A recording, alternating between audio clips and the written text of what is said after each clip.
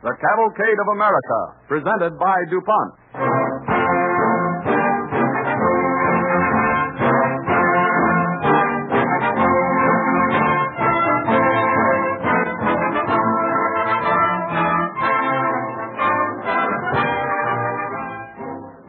History is studded with the names of men and women who turned to America in their hour of need and won recognition. This evening we bring you the story of a genius who was shunted aside by Europe until America eventually recognized his work. The story of Alfred Bernhardt Nobel, the inventor of dynamite. His belief in his own invention and his unswerving faith in the potential greatness of this country of ours were typically American. They are the same ideals which inspire the research chemists to strive continually toward the goal expressed in the DuPont pledge, better things for better living through chemistry.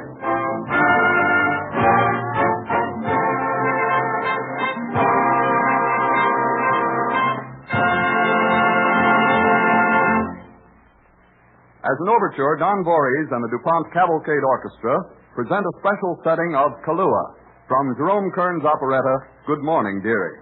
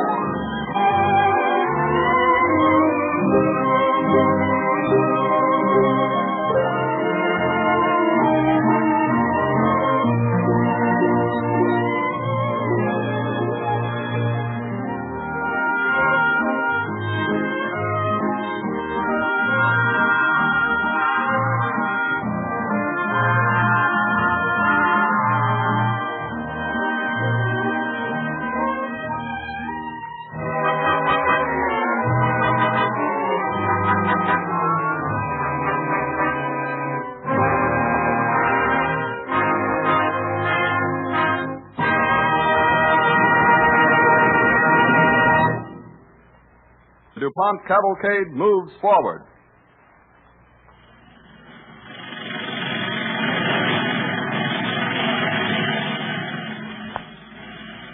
Let's see what Dynamite is doing at this minute. Deep down under the pavements of New York City, just a few blocks from the theater in which this broadcast is originating. About 50 feet underground, blasters and drillers are using dynamite to help them bore the approaches to the new Midtown Tunnel, which will pass under the Hudson River. You know, Ollie, this is going to be quite a hole when we get it done.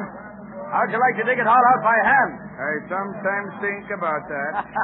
The job would never be finished if we had to do that. Yeah, but we don't have to. Swedish fellow, he fixed that. A Swede? Go on, you're kidding. I tell you truth. Now, listen, Ole. I like you. You're all right. The Swedes haven't done everything in the world, you know. Yeah, but Swedish fellow, he helped us rip the rock out of this tunnel. Every other tunnel. Every deep foundation. There, you hear that? Of course. Another blast down the line. Another few 100 pounds of rock ready to be carried out. Yeah. Thanks to Dynamite. Thanks to Swedish fellow, Nobel.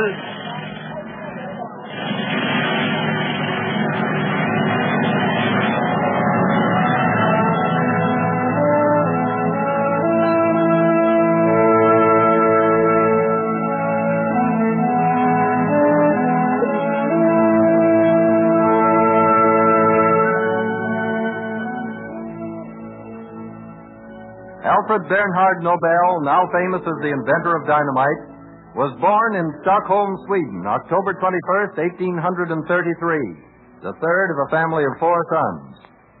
He first enters our story in 1848 when he was 15 years old. With his father, Emmanuel Nobel, he is visiting the laboratory of Professor Sinin in St. Petersburg, Russia. I am glad you have come to see me, Mr. Nobel. I am happy that you have brought your young son, Alfred. He has been urging me for some time to bring him to see your laboratory, Professor Sinin. You are interested in chemistry, Alfred? Yes, Professor. Especially in nitroglycerin, sir. Nitroglycerin? Yeah. But what in the world can you know about nitroglycerin? Well, I know the doctors use it as a heart stimulant, but my father is interested in other uses for it. Other uses? What might they be? Well, I don't know what they might be, sir. I only know that nitroglycerin is a powerful explosive. Quite right. Alfred, would you like to see a demonstration of that? Oh, yes, sir, I would. I would like to also, Professor. I know you have carried through some experimental work with nitroglycerin, Mr. Nobel. So have I. And I have discovered a certain peculiarity it has. As an explosive, I mean. Its properties are unusual, to say the least. And its potentialities are great. Watch. Let me pour just a few drops of the nitroglycerin on this iron anvil. There. Notice the extent of the mass. Now I shall explode it. Stand back, Alfred. Yes, sir, but I want to see what happens. Oh, you shall see. Just watch the nitroglycerin when I strike it with a hammer. Ready? With a hammer. Ready? With a hammer. Ready? With a hammer. Ready? With a hammer. Ready? With a hammer. Ready? Now. There. Do you see the same thing I do, Mr. Nobel?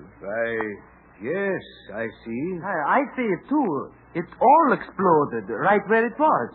It didn't spread as you would expect an oil to do. Mr. Nobel, your son has expressed it better than I could. Is he a chemical genius? A youthful prodigy? Well, Alfred is intensely interested in chemical experiments. It exploded without spreading.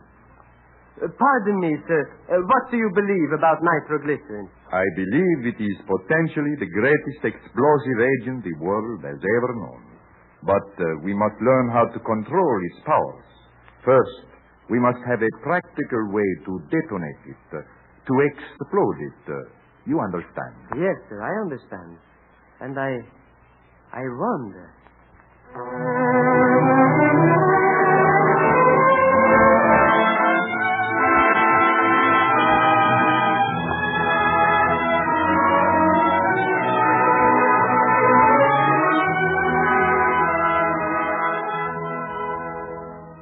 The strange substance nitroglycerin continued to weave in and out of Alfred Nobel's life. In 1862, 20 years after he had first learned the explosive, Alfred was experimenting with it. One day, he and his brother Robert stand on the edge of a canal in St. Petersburg. Tell Alfred, what is it now? Nitroglycerin again? Yeah? You remember what Professor Sinin said about it?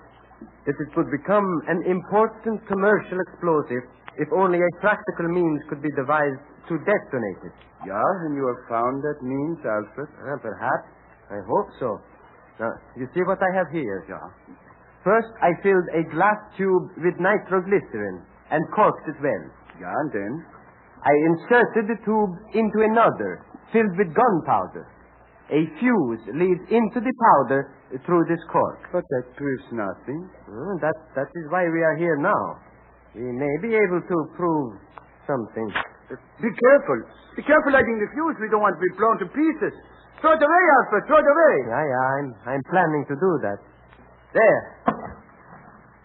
Now we shall see what happens. But you threw it in the water. Nothing can happen to it there. We shall know before long. Alfred, it exploded. You've done it. Yeah. I believe that I have found out how to detonate nitroglycerin. Yeah. The next step is to make it better and safer.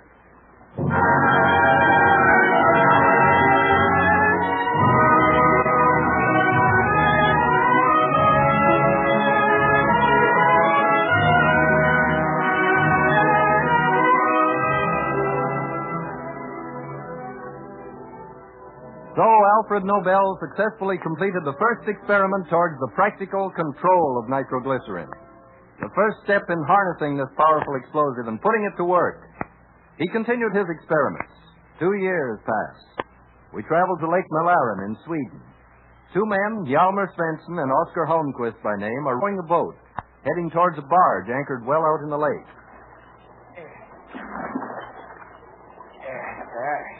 This is a fine business.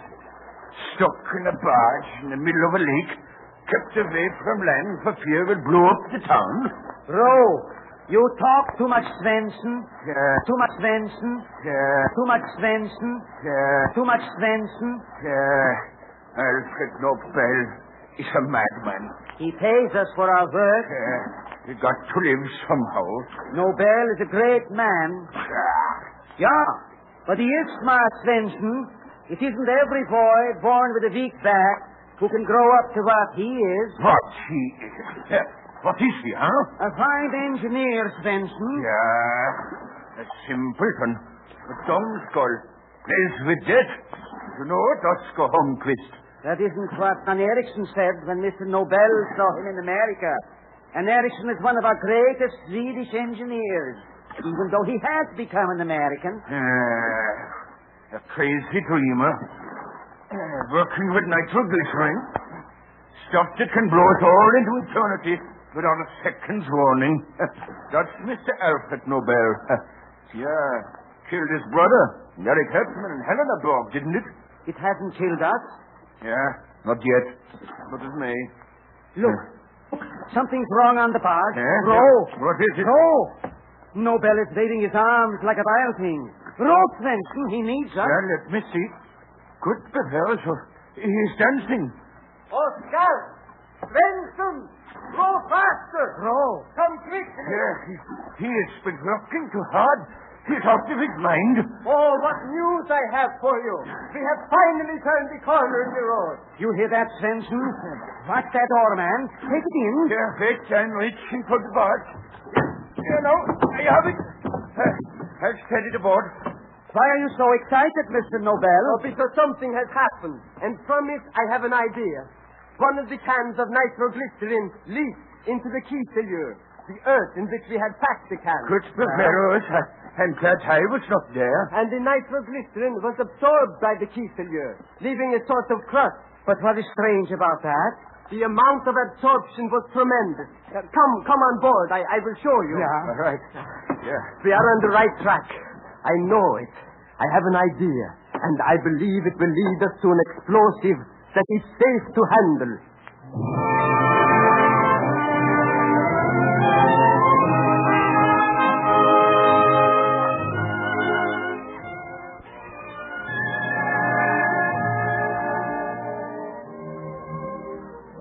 The DuPont Cavalcade moved forward.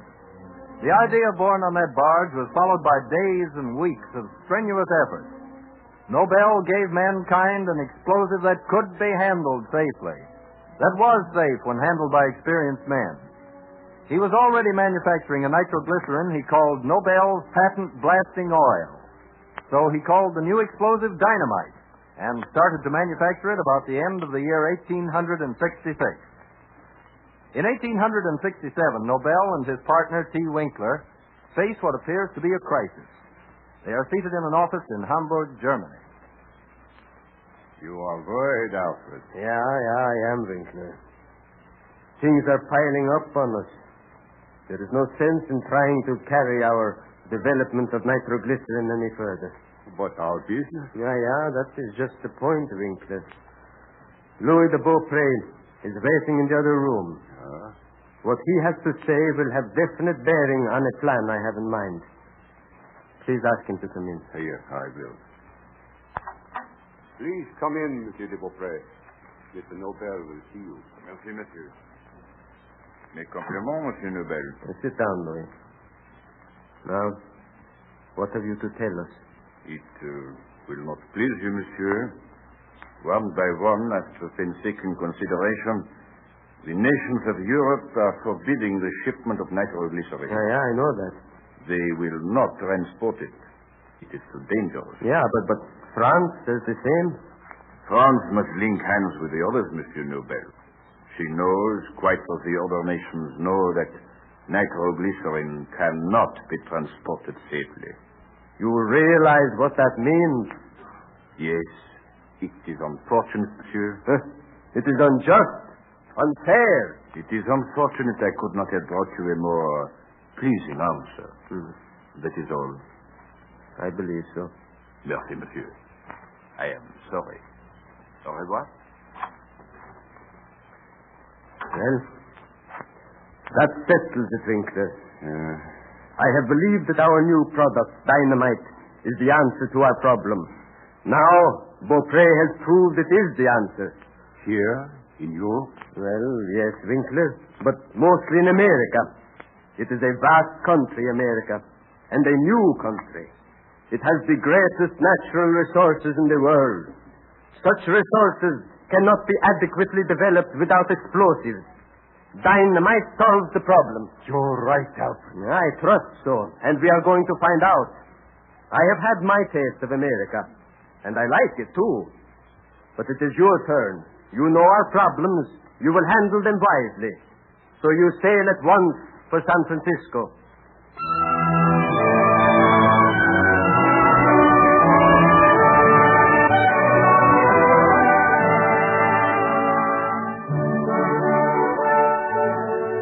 Winkler, authorized to represent Alfred Nobel, took ship for the United States and arrived in San Francisco in 1868. The United States was almost a virgin country, a country in the making. There were roads to be built, tunnels to be driven through mountains, bridges to be pushed across wide rivers. America did need dynamite, but not every American appreciated the fact. In a San Francisco hotel, a traveling man greets the manager. Hello, Ed. I just happened to be passing your office and saw you weren't busy. How are you? Oh, great, Bill. I'm glad you dropped in. You know, that's why I always leave the door to my office open into the lobby. I like to talk to guests if they want to bother with me. Have a cigar? Oh, thanks. Well, how's business? Oh, fine. The accommodations all right? They certainly are. Since I've gotten to know you, this hotel has always given me the best they had. Say, got anybody interesting staying here with you? Oh, about the usual crowd. Except for a man named Winkler. Winkler? Who's he? He's the partner of a Swedish inventor, a man named Nobel. Oh, what did he invent? Oh, Winkler calls it dynamite. Some new kind of an explosive. Oh, yes, I've read about it. Yeah, I've seen the stuff. Oh? He has it with him. Comes in sticks about so big around. And he's living in this hotel with this explosive? Of course. Why not? But, Ed, that stuff's dangerous. Why, it must be. Don't you know what happened in New York at the Wyoming Hotel in 65? No. A man named Lewis from Hamburg registered at the Wyoming, just as Winkler registered here. What? He had a small box with him, and he left it in the lobby. The bootblack got to using it for a footrest when he was shining shoes. One Sunday, he saw reddish smoke coming out of that box. Smoke? Yes, he carried it out into the street, and he got away just in time. The thing blew up. Yeah. Windows were smashed, the street was torn up to a depth of 4 feet, and plenty of people were cut with flying glass. Luckily, nobody was seriously hurt, but it made a mess of the hotel. Bill, is this true? It's the gospel truth, every word of it. You'd better watch him, Mr. Winkler, Ed. He's just past the door as you were speaking. Oh, yeah? Wait here. Till I get back. Mr. Winkler. Mr. Winkler. Yes, Mr. Summers. Did you want me? Yes, something's quite important. Will you please step in here? Why, of course. Mr. Winkler, this is Mr. Abbott. Bill is Mr. Winkler. How do you do, Abbott? Mr. Winkler, I have a sad duty to perform. I've got to ask you to leave this hotel. Leave? But why? Because of your dynamite. It's dangerous. There have been accidents. Accident? It's made from nitroglycerin, isn't it? Yes. The base is nitroglycerin. And, of course, there have been accidents from the improper handling of nitroglycerin. But the cause was nitroglycerin, not dynamite. As far as I'm concerned, they're one and the same thing. But, my dear sir, you are wrong. Alfred Nobel realized that nitroglycerin was dangerous. That is why he experimented until he discovered dynamite. When handled by experienced men, dynamite is safe. Can you prove that? I believe I can. If you can, I'll keep my room here. Otherwise, I'm moving out. Now, Bill, I'm sorry, Ed. That's the way I feel about it. Mr. Winkler, I'd like to have you prove your statement about dynamite if you can. Otherwise, I must insist that you leave. I cannot afford to endanger my guests. That is agreeable to me.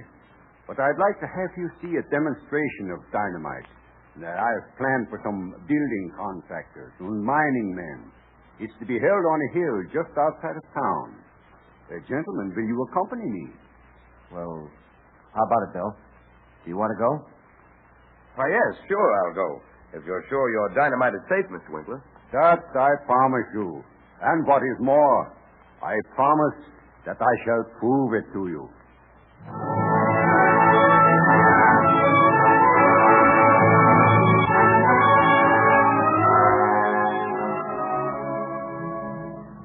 T. Winkler went upstairs to his hotel room. He returned in a few minutes carrying a small black bag. Then he escorted the two men to the edge of the city. We find the three climbing a hill overlooking San Francisco Bay. Aren't we almost there? Yeah. I didn't know we were going to tramp all over California. Yes. How about it, Mr. Winkler? How much further are you taking us? Only a little way.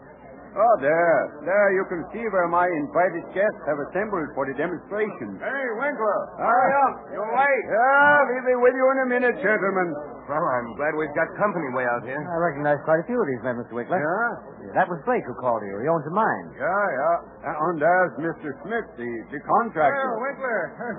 Oh, he thought you were never coming. But I'm sorry I was late, but I'm here now. How are you, Smith? Mr. Blake? This is Mr. Abbott. Hi, Mr. Abbott. Well, Winkler, now that you're here, how about the demonstration? Have you brought some of your dynamite? I have. It's here in this bag. And it's a powerful explosive. It is. What's more, it's safe. What? Hey. Yeah, did you see what he did? Yes.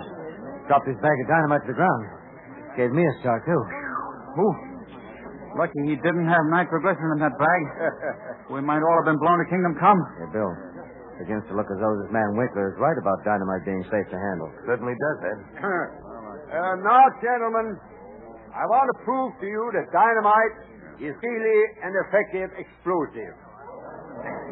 Now, here is a hole in the rock. I drilled it yesterday. And here is a stick of dynamite from my bag. Don't worry. It won't bite you. Funny looking stuff, ain't it? Yeah, looks like a big candle. And now then, I lower the dynamite into the hole. So. Then I tamp it down firmly. Hey, be careful. I am careful. I know how to handle dynamite. And now, I lower another stick into the hole. This one has a fuse and a blasting tap attached to it. Now, I lay the fuse along the ground like this. Now, please stand back now, gentlemen. With the greatest of pleasure. Back a little further while I run the fuse along the ground. That's it. Back. There. That should be far enough. Now to light the fuse. Hey, Ed, let's get farther away. Don't worry. I'm coming with you. Faster, Ed. Look at that fuse burn. Wait a minute, Bill. Something's happened. Hey, Winkler! Your fuse ain't burning. Stay where you are, please, gentlemen. We're far enough away now, but don't go back. Yeah, but the fuse went out. No. There it is. It's burning, all right. And it's getting short. Come on, Ed. No, stay here, Bill. Now, close your ears. Stuff your fingers into them. The dynamite is going... By thunder, Winkler, you did it. Look at the mass of rock you blasted away. And none of us was harmed.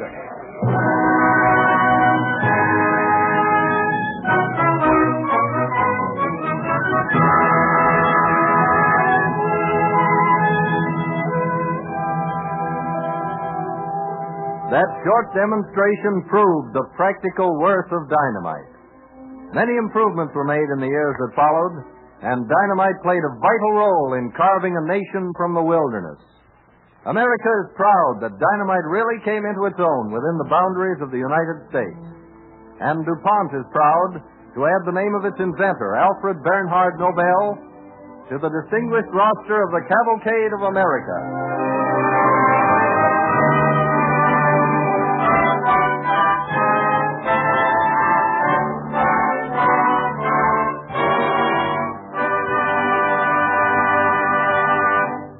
More than 125 years ago, 22 years before Nobel was born, Thomas Jefferson, President of the United States, wrote a letter to his young friend E.I. DuPont ordering 250 of DuPont blasting powder to be used for clearing rocks from Jefferson's farm.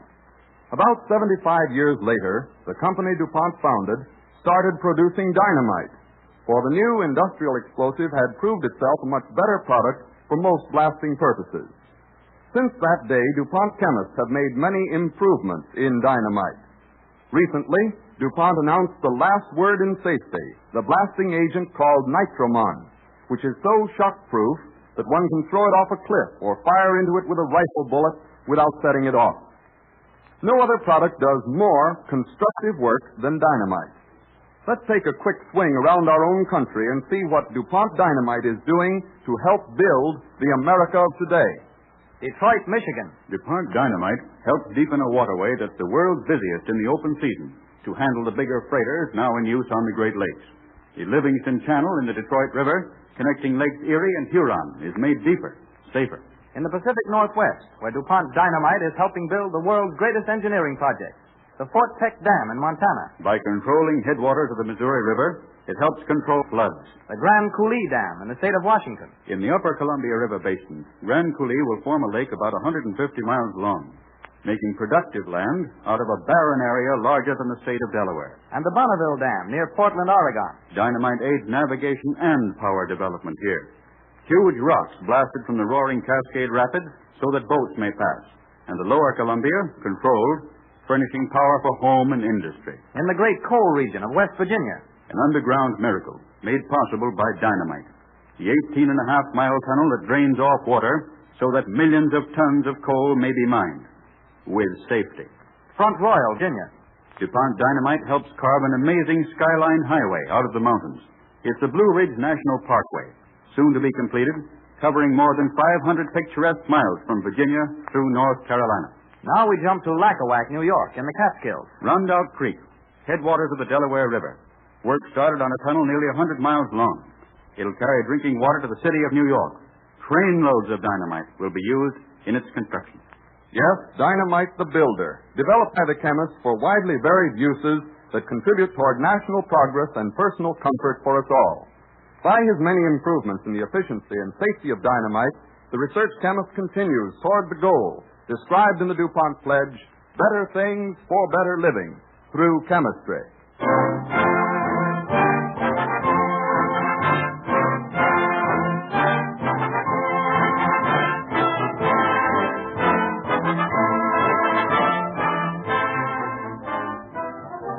Thomas A. Edison, the man. Little-known human incidents in the life of America's foremost inventor will be the subject of our broadcast when next week at this same time, DuPont again presents the Cavalcade of America.